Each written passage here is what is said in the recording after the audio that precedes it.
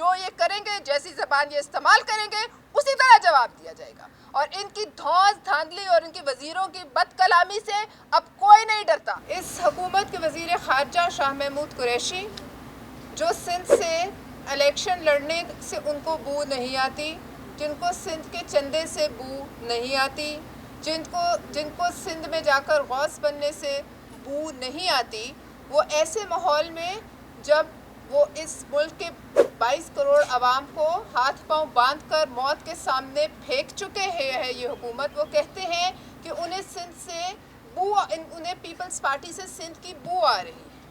مراد سعید کہتے ہیں کہ نیو یارک کا جو میئر ہے وہ ان سے اس قدر متاثر ہو گیا ہے عمران نیازی کے ویژن سے کہ وہ ان کی پالیسی پر عمل درآمد کرنے کے لیے مر رہا ہے.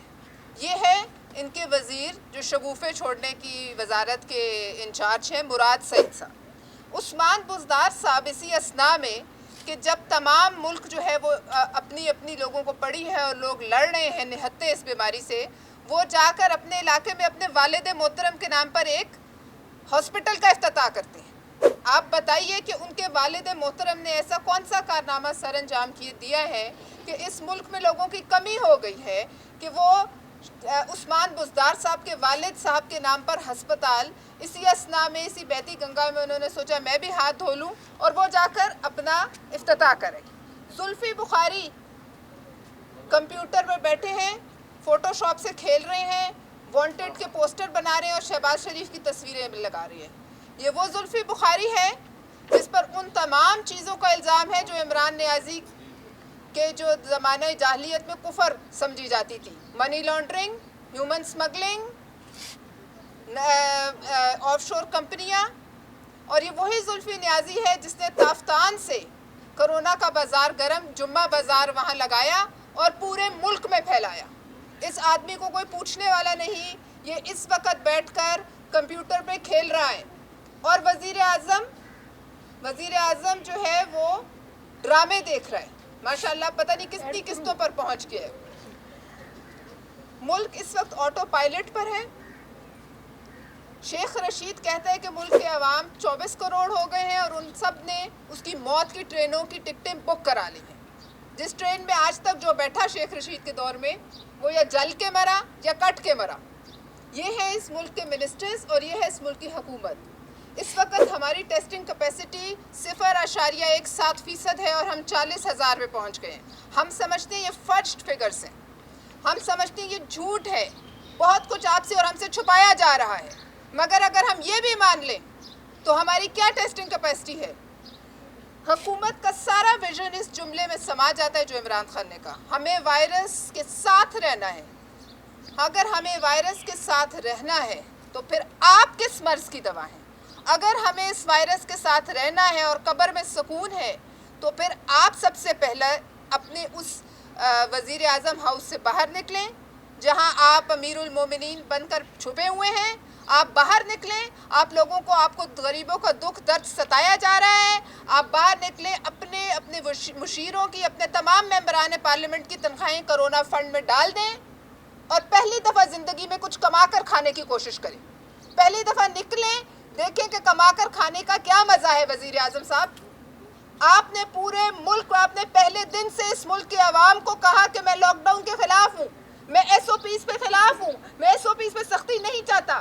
آپ کیا چاہتے ہیں؟ آپ چاہتے ہیں کہ آپ کو فنڈ ملے، ایڈ ملے، جتنی ہلاکتیں ہوں آپ اتنا ایک اس ملک کی تصویر پیش کریں مظلومیت کی اور اس پر پیسے کھائیں، اور جتنے ہم میں سے مر جائیں وہ مر جائیں، جو بچے ان پر آپ حکومت کریں. یہ نہیں ہو سکتا. عمران نیازی صاحب، اس ایک موت کا آج تک 800 ہوئی ہیں، 800 سے زیادہ، وہ آپ پر ہے، زلفی بخاری پر ہے، آپ کی کابینہ پر ہے. یہ خون ناحق، آپ اس سے کیسے ہاتھ دھو سکتے ہیں؟ میں یہ بھی کہنا چاہتی ہوں کہ جب موتیں بڑھیں گی تو یہی حکومت ہوگی. آج کی بات لکھ لیں اور یہ عمران نیازی کو جو کہیں گے یہ عوام کی غلطی ہے، یہ آپ پر ڈالیں گے. اس لیے آپ ان کا محاسبہ کیجئے. ان کی اس پالیسی میں ان کا جو اندر کا بھکاری ہے جو پہلے دن سے اس حکومت کے ساتھ پیدا ہوا ہے وہ نہیں مر سکتا جب تک ان کے اندر کا بھکاری نہیں مرے گا. یہ قوم اس کو یہ بھیک مانگنے پر لگا چکے ہیں. ऊपर से खुद शुरू हुए हैं, पूरी काबीना भीख मांगने के मिशन पर है। और आज तक जब ये हालात है तो इनका क्या विजन है कि प्रेसिडेंट प्ली बार्गेन को छोड़ दे, प्रेसिडेंट नैब के चोरों को छोड़ दे, प्रेसिडेंट ऑफशोर कंपनी रखने वालों के खिलाफ उनके हक में बिल लेकर आए। चूंकि इमरान खान, अलीमा खान और इनकी सारी काबीना इसी चक्कर धंधे में है। खुदा का वास्ता है, हम सबको अब होश करना पड़ेगा और देखना पड़ेगा कि ये इस ससना में कैसे बहती गंगा से हाथ धो रहे हैं। मैं ये भी कहूंगी कि इमरान नियाजी साहब,